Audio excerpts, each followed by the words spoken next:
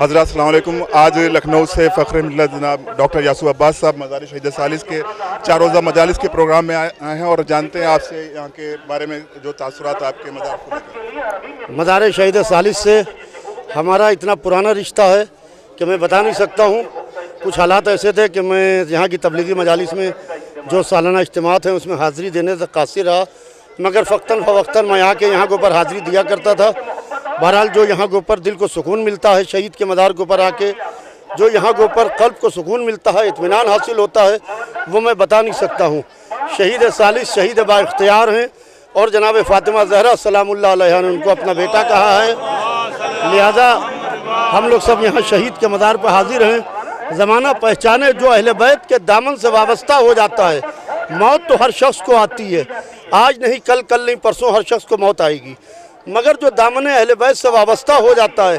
تو اس کو ہمیشہ کی حیات مل جاتی ہے۔ آج کتنے ایسے ہیں جو شہید ثالث کے زمانے میں اور اس کے بعد میں مر گئے، ان کو کوئی جانتا بھی نہیں،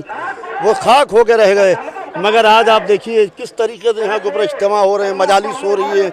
لوگ ماتم کر رہے ہیں، مجلسیں ہو رہی ہیں، عزاداری ہو رہی ہے، اور ہولی کا تہوار میں جس وقت لوگ گھر سے نہیں نکلتے ہیں، اتنا بڑا اجتماع، اتنا بڑا مجمع ہے یہاں کے، پورا پنڈال بھرا ہوا ہے، سارے راستے بھرے ہوئے ہیں، سارے کیمپ بھرے ہوئے ہیں، سارے ہوٹلز فل ہیں آس پاس کے۔ یہ کیا ہے کہ یہ کشش ہے، کشش وہ ہے کہ اہل بیت سے وابستہ ہو جاؤ تو خود بخود جیسے میگنیٹ ہوتا ہے وہ کھینچ لیتا ہے، اور چمبک ہوتا ہے وہ کھینچتا ہے، مقناطیس، اور جب اس کو گھستے رہیے تو اس میں بھی وہ اثر آ جاتا ہے۔ تو الحمدللہ یہ سب مزار وہ ہیں، اور جس طریقے سے یہاں کے اوپر نیا مزار تعمیر ہو رہا ہے، ہماری جو تعمیری کمیٹی ہے اور جو مین کمیٹی ہے، حسین ناصر سعید اباقاتی صاحب انو بھائی اس کے سیکریٹری ہیں، ہمارے قربان بھائی میرے پاس کھڑے ہیں، پوری ان کی ٹیم، جس طریقے سے یہ لوگ یہاں کے اوپر محنت کر رہے ہیں وہ بیان سے باہر ہے، کیونکہ میں آ کے دیکھتا رہتا ہوں، اکثر آتا رہتا ہوں، میں یہاں اکثر مجالس پڑھنے آتا رہتا ہوں، مگر جو میں نے نقشہ دیکھا، انشاءاللہ یہ جو مزار کا یہ جو آپ دیکھ رہے ہیں یہ تعمیر ہوگا جب یہاں کے اوپر، تو وہ ایک شاندار طریقے سے ہوگا اور پوری دنیا سے خلقت الٹ کے آتی ہے۔ اور اس سال مزار شہید ثالث کے مومنین کے لیے خوش نصیبی کی بات یہ ہے کہ آیت اللہ حسن رضا غدیری صاحب بھی یہاں آ چکے ہیں